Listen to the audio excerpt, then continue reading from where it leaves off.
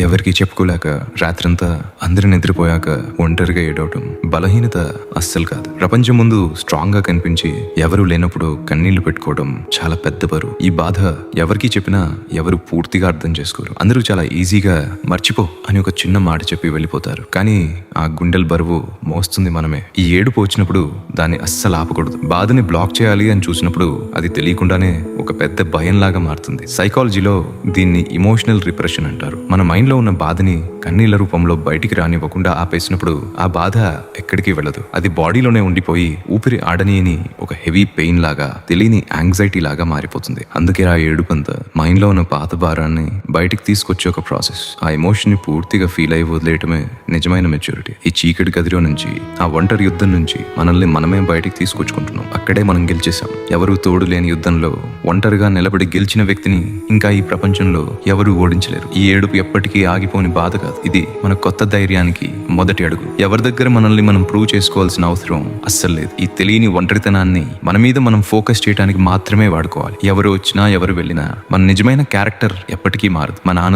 ఆనందం ఎవరి మీద ఆధారపడలేదు. ఈ రోజు నుంచి మన విలువని గుర్తించి ధైర్యంగా ముందుకు అడుగు వేయాలి. ఇంకా ఇలాంటి క్లారిటీ మరియు లైఫ్ ని చేంజ్ చేసే పవర్ఫుల్ రియాలిటీస్ కోసం మన పేజీని ఫాలో అవ్వండి.